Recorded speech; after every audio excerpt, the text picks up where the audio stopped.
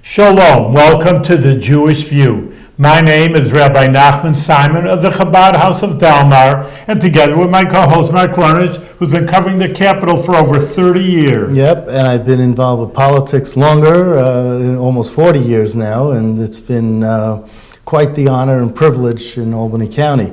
And speaking of Albany County, who do we have here today as our guest? Mike Connors, who's the Albany County Comptroller.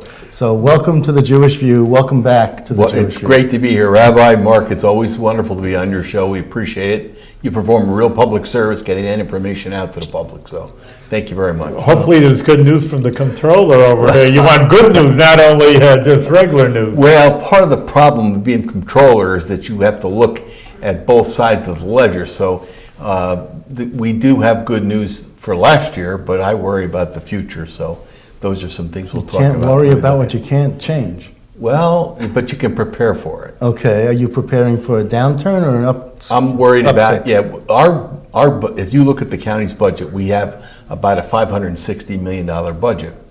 Of all of our revenue streams, federal government, state government, property taxes, the largest single revenue source we have is sales tax. So the county will do over $160 million in sales tax this coming year. That sales tax revenue is under assault for two reasons. One, that the economy is changing as to how people are purchasing things. What's been going on in the last 5 or 6 years has been a tremendous increase of purchasing going on online as opposed to being done in the bricks and mortar retail buildings and stores that people sell from.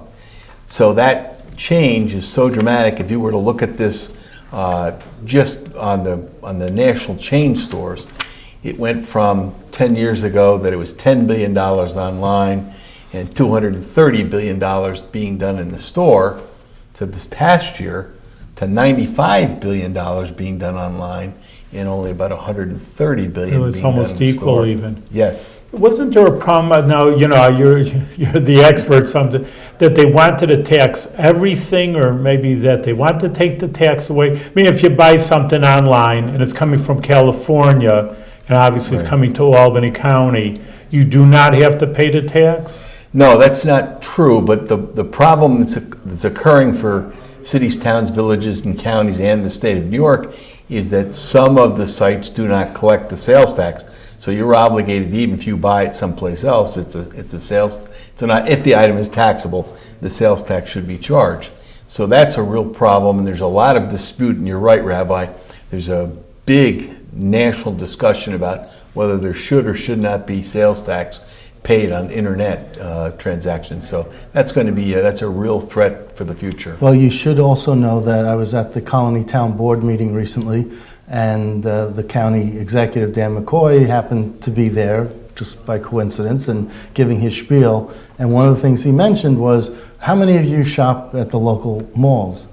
And everyone but one person put up their hand, and he asked that one lady, where do you shop? And she goes, well, online and all this. He goes, I don't want to talk to you. You leave me alone. We need your tax dollars here, and we want you to shop locally.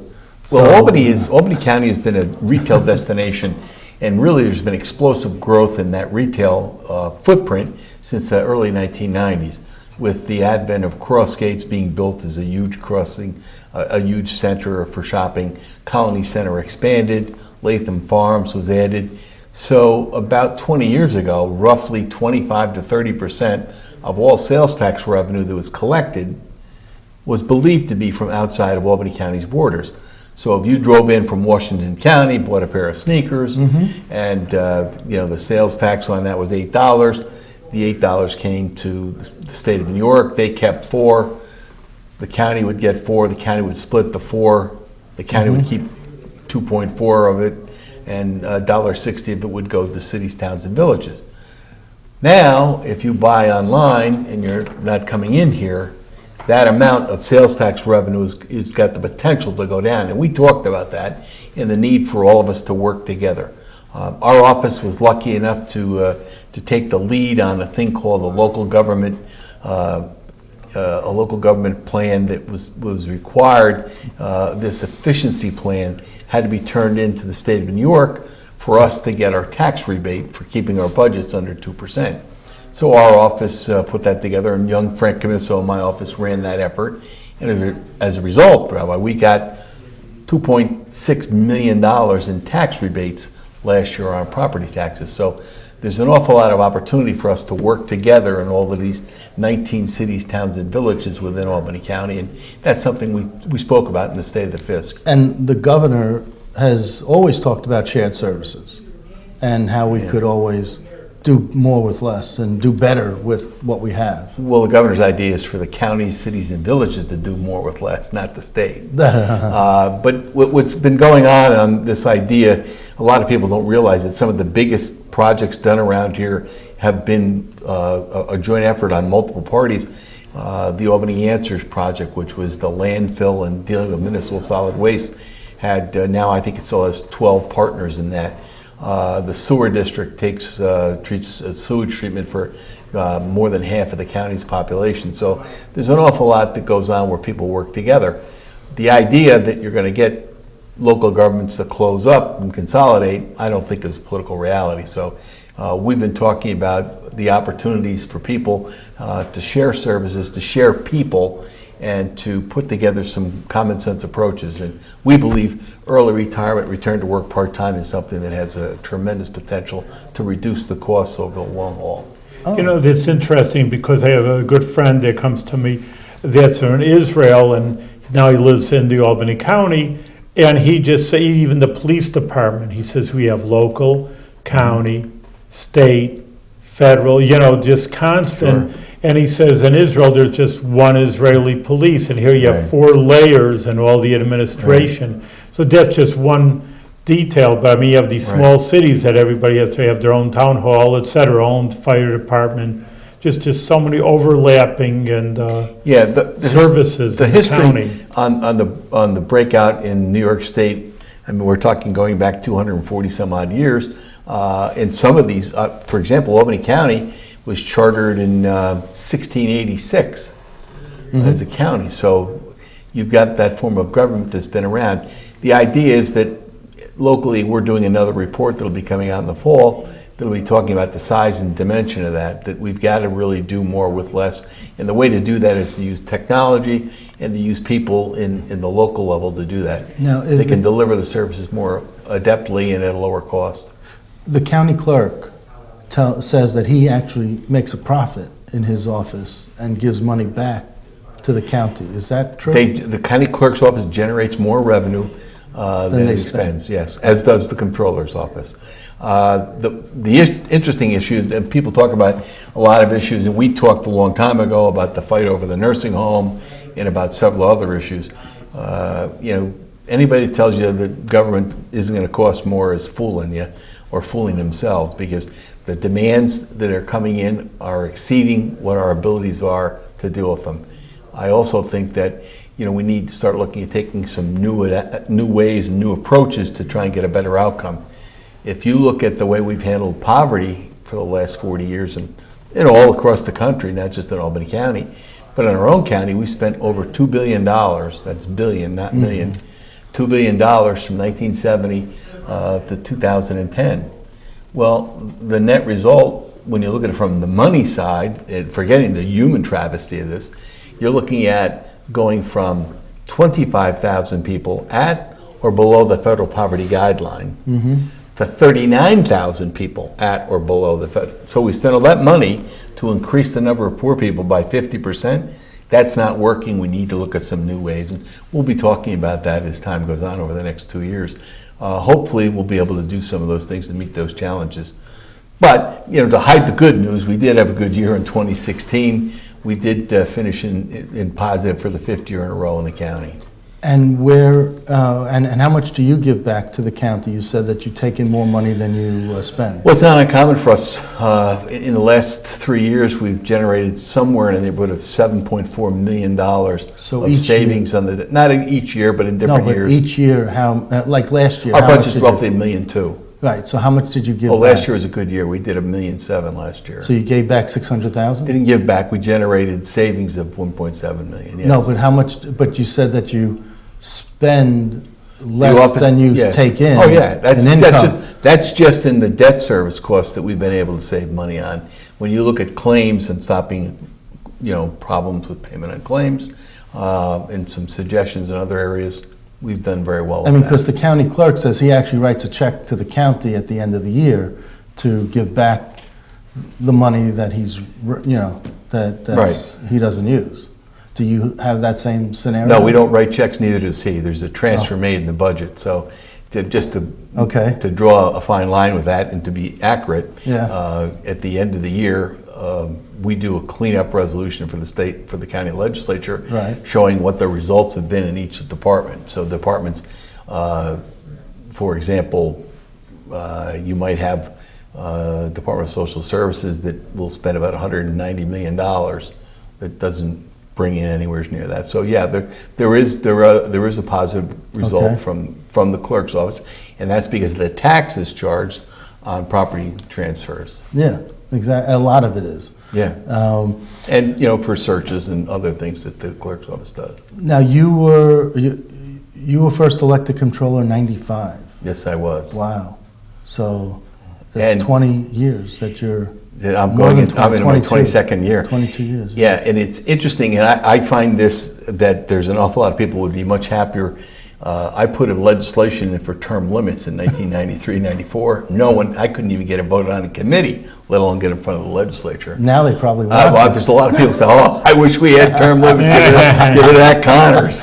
Well, listen, if you do a good job, that's the election process. You get elected every 4 years, so people do have a say-so in it. Right. And obviously, you're doing something right if you've been constantly there. I have great people that I work with, and that Rabbi is the secret to our success. We create an atmosphere. I take responsibility for any mistakes that are made in our office. It's only my fault, no one else's. We have some tremendous people there who do just a great job for the county. I'm very proud of them. And you have, are you going to be running again, do you know, or is this? Please God, yes. You will. You'll keep running until. Well, as long as I have the energy and ability to do the job, I think that's. How old are you? I'm 68. I just turned 68 in March. Wow. So you'll be 70 the next time you're up. Next time I'm up for re-election, that's correct. You'll be 70, and you don't look it at all. You don't look. Well, I've been very lucky. But although you did have a health scare a few years ago. Yes, and you remember this, Rabbi prayed for me back then. I had a pretty interesting run with cancer, and I consider this to be this is the challenge that everybody faces one way or another. But I started out with a thing called non-Hodgkin's lymphoma. I had some surgery in my neck, and then. That metastasized into a form of bone cancer, diffuse large B-cell lymphoma in my shoulder. I thought it was a torn rotator cuff, but it wasn't. So I had massive chemotherapy, 3 months of radiation, so that got cleared up. And then you're looking good, though. Yeah, and then I had some skin cancer for another 150 stitches in that. So. And you lost your hair for a little while. Oh yeah, lost all the hair, yep. For a little while. Now you're back to... Got more hair than I have over here. Well, I would have your brains, Rabbi.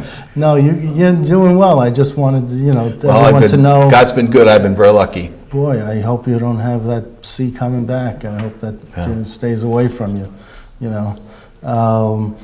what is your great... You say in Judaism, you say till 120 years old would help. That's it. You keep on rolling. Do you audit the government operations in the county? Or yes, we do. That's part of your charge? That's part of our charge, yes. Okay. We look at agencies on a 2 to 3 year cycle basis.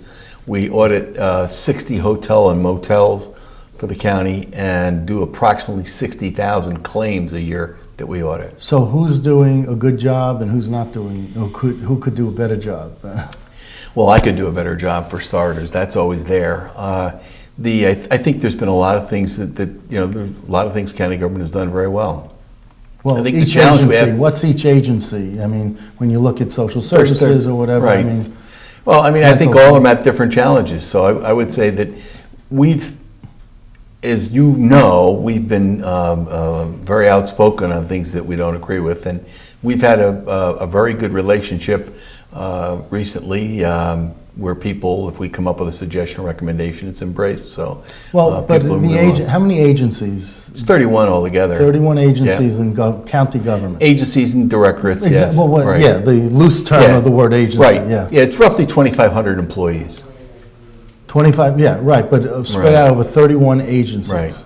And you can't, and do you know of ones that are really not performing well? I think most of them are doing very well. I think our big problem is not the performance of our agencies and our staff. Our problems are with the state of New York and federal government. We get unfunded mandates that are delivered to us. If we didn't have the unfunded mandates that face the county, your property tax wouldn't exist. So let's say it's $88 million for property taxes that are collected. Our local share of Medicaid is $65 million, just one program out of 13 major programs that we've got to perform as the state leads us. I think the big challenge, though, is for us is to come up with better, more creative ways to do things. And I think the county executive and the legislature, to their credit, have done that. I think the sheriff has done some excellent work there. The clerk has done a great job. The DA is doing what he can do. Even the coroners have been responsive to requests. I always heard that was a dead-end job anyway. Yeah, lousy. They're the last people to let you down, too. So, but we have 4 coroners in this in this county. Yeah, and there's a big... And you don't have to be in the funeral home business, or you could be a tow truck driver. You don't have to be a medical professional to do that, right? And there's been a debate about that. I know we looked at it back in the 90s when I was a legislator, and it's been discussed most recently in the go-around on the charter revisions. And it turns out that our form, with the 1,600 deaths that the coroners deal with in a year, that even with the part-time coroners, it's been a more efficient way, a more effective way financially for us to deal with it than if it was with a medical examiner's office. When you compare our peer counties to us with the same or equivalent number of deaths, our costs to handle it are lower, actually. And what do you make of what's going on with the city of Albany, with this report of how they could be doing better? And have you read that report? I haven't seen the report yet. I know there was a release today of that, and there was some discussion about it. Albany faces some challenges that are unique because of our state status and having 60 or 70,000 people pour in every day. I will say that I think that the city's had real problems in the last 4 years and seems to be stalled. So the public will get a chance to look at that this year. I think there's 3 or 4 people running for mayor. Well, but aside from the race, just on the government side. Well, I think one of the problems has been staffing. I mean, they've gone up in staff over the last 4 years. They've consumed almost $20 million of their surplus. They haven't answered the municipal solid waste problem. I personally believe we need to have a county-wide recycling program developed. If you look at Europe, they've handled, Israel's another perfect example. They handle municipal solid waste, 70–80% of it is being recycled. Well, we're burying it. Well, it's a very expensive option. I think it's a huge mistake. The other problem that occurred is that there are limited places to deposit waste. And when you transfer the control of where you deposit the waste to a private sector, the price goes up, and it has in the past. We've just seen that happen in Colony in the last 3 years. That's right. So what would be your recommendation if the mayor came knocking on your door and saying, well, it's interesting. I went to see the mayor 3 or 4 years ago with some suggestions, and they were not well met. So, what were those suggestions? Well, the 2 things I thought, one of them, I thought the county had a role to help with their problem with the Queemans property, where she had budgeted for $5 million for the sale of it.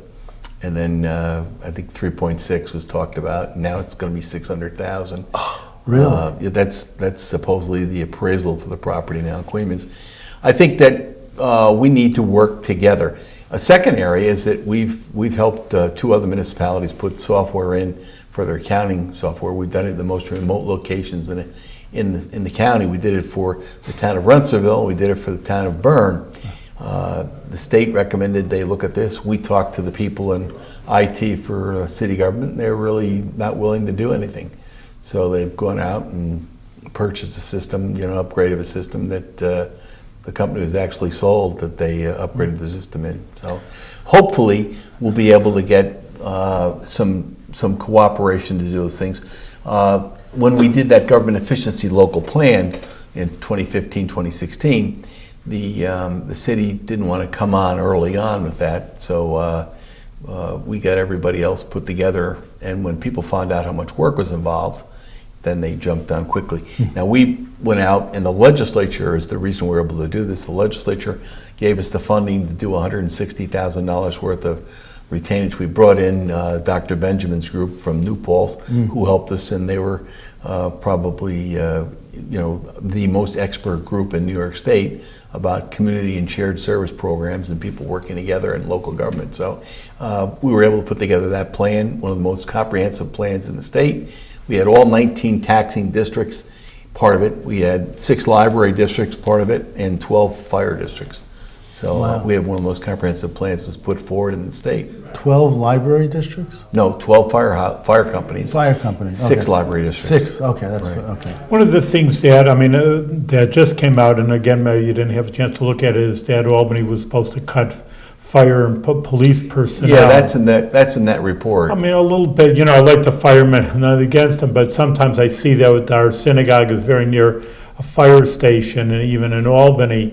And, 3 guys were just sitting there. I mean, I don't have statistics to back up anything, but I just can't believe that middle of the night or early morning there's any fires. I see them at the old age home. And, there's, you don't need a fire truck and firemen. I mean, I know, I've asked this because Mark and I have almost every politician and every elected official in literally the capital district down. We had fire people, and, well, we're the first ones to get there. But I mean, I can't believe that maybe a minute later an ambulance or an EMT can't be there, and you bring this whole big fire truck. Yeah. And I'm just saying, in my way, I mean, you're the professional, but I'll give you a couple of things, and one of the things I think might be a partial remedy down the road. The last solid numbers I looked at for the city of Albany, they did 22,000 calls in a year. about 100 a day. I mean, you're all right, 70, 80. I'm just thinking 70, 80 a day. You're now looking at, out of those 22,000 calls, 20,000 of those were medical calls, people with a medical injury, medical condition, a health or heart attack. I personally think that you've got the City of Albany Fire delivers advanced life support, which is better than you're going to get in many ambulance services. I think the consideration down the road is to look to add the ambulance services to get the revenue out of that. You're going to roll a piece of apparatus anyways. I think secondly, because of our regards of being an employment center for the area, is that you've got a bigger demand here than you do elsewhere. I would say that if you look at city government and what needs to be done, you've got now $12 million deficit in the budget that they've admitted to. And it's going to get worse. What do you think it is? I think it's going to be closer to 15 to 20. No, what do you think it is? That you said 12 million they admitted to. Well, that doesn't include what's going to happen with the landfill closing. That's coming in another couple of years. That's 8 million. Yeah, well, that's gross, and you're going to have costs to cap it. So I think there are some issues there. I'm concerned that the mayor's looking to sell the landfill. So that's what the RFP might be about. That could be a problem. One-stop kind of transfer, and then you wind up with higher annual costs. I think one of the things when you look at police and fire, that if you're going to do something, you need to get the unions at the table to talk about suggestions to do that. I think anytime you say, well, I think you should do this, doesn't make sense. You've got to bring people in. Just like a congregation, you've got to bring people together to come up with a common plan, goal to we're all going to meet. I think that there's a lot of things you can do in Albany that aren't being done. I mean, for example, these giveaway deals that they have for outside groups that come in and build a $38 million apartment complex and then get no tax bill for 10 years. I think that's ridiculous. The Alexander is another huge place that had a tax bill for $68,000 for a huge piece of property. So those kinds of things. Where is the Alexander? The Alexander's Washington. It's right by the, just below CEFCO and right by all those medical facilities. I think that, we've got to stop, a lot of these, and this is my opinion, I don't know that other officials agree, but I think a lot of this stuff is nothing more than it's welfare for the politically connected. Corporate welfare? Yeah, and I think that's a huge mistake. I think also there have been an awful lot of people hired on the budget that are political people and don't have the expertise to deal with it. I mean, a perfect example is how slaughtered they were with their snowstorm this year. those kinds of things are a problem. And you drive the streets and you see that's a problem. That's not a problem with the people working at DPW. That's the political leadership that's the problem on that. And when you said that this report that came out, but you said that you approached the mayor's office several years, Oh, yeah. 2 years ago. Yeah. Who did that report for you? You mean, well, the Center for Economic, or excuse me, the plan we gave to the state on the shared services? No, yeah, well, it was at the state. That was our office. Our office working with the Benjamin Center put that local government efficiency plan together. Okay. And but you said that there was a plan that you also Well, sat down with the mayor. Well, we sat down and they weren't suggested working together on some projects, and they didn't seem to be very willing. So who might have been political about Who put that together? Well, we did. We talked to people Your on staff? people on our staff. Yeah, we talked about some of the things we could do. One of the things that you got, the real issue is that the software is one thing. It's the backup and the training that you really have to have. You need to have people support each other. You want to train people and cross-train people to deal with some of the issues that come up. The other thing is that if you don't have the kind of support that you need to work together on these kinds of things, you can't provide the data as effectively as we believe could be done. And I think, if you look at the problem, the city's problem with just delivering tax bills has been a real problem. I know the county, we reimburse them for delinquent taxes, but there's also been a problem with things being put on the tax bills that weren't normally intended to be there. How about the water department? Because one thing that I don't understand about the water department hasn't really been explained, the rationale hasn't been explained, is why when you get your water bill in the city of Albany, the sewer charge and the water charge are exactly the same, but the sewer charge is not monitored. So they're just presuming that whatever water you're using... It's a very good point, and it's... they get you coming and going. But it's not all sewage. Well, I mean, that's what I'm... Well, the sewage system is actually monitored, and I don't think people are... Not at each house. No, it's not. No. It's monitored by the municipality. We treat the waste for Colony, for Albany, for Minnehaha, for Water Leak, Green Island, parts of Bethlehem. Gildan brings waste. But I'm talking about the water, or the wastewater. Well, the wastewater, so if you get a gallon of water, they're going to bill you for a gallon of removal. I believe in the city. Do you know why that happens? Because it's got to go somewhere, and it does, without being too crude. So it is a valid charge to make sure that they're both even, they're both the same amount? Okay. What goes in must come out. Yes, and if you take 2,000 gallons of water and the rabbi takes 1,000 gallons of water, you're going to be charged more than a rabbi is. Right. Okay, I just... Could charge them more. No one's ever said Right. And is there anything we didn't ask you that you'd like to point out that we didn't know enough to ask you? Well, I think that there's tremendous potential. I mean, New York has got a lot of negatives going on. You hear about all the bad things going on. Locally, we have some unbelievably talented people. There are things going on in Albany County that aren't happening anyplace else, so we've been very fortunate. We are the economic beacon in upstate New York. There have been a lot of good things that happen as a result of nanotech and global foundries that we're working on more opportunities for young people to stay here. So there are some really good things happening. I think that if you look at what's going on in the health care field, we are a center also for that. So there's been a lot of good things happening there. I think that the challenge for us is going to be trying to work together. You can't afford to have the costs that have gone up. And for us, when I started, I think our health bill was something like $13 million. Now it's 40. Yeah, but that's 22 years ago. That's a huge increase in 20 years. Okay. If you look at what our retirement bill was, there was a period of time early on when I was comptroller that Carl McCall reduced it to zero, the contribution. I wrote him about it, said I thought it was a mistake. Well, the contribution, we just wrote a check for, I want to say just around $23 million a couple of months ago. So if you look at those costs, the escalation of those costs are unsustainable. That's why you need to look at more creative ways to take advantage of the people working together to share the work. It's interesting that you look at this 22-year period, and then maybe you would look at 1973 to 95, if that's a 22-year period off the top, Yep. And see what the prices were then. I know that Right. you get the birthday cards, what the prices were when you were born, and you look at that, and it's stunning about how much Right. things have really It's increased. So expensive. that's why I'm It's saying expensive. I'm not. Technology has really brought some opportunities to save. I mean, our office had the equivalent of 28 full-time people.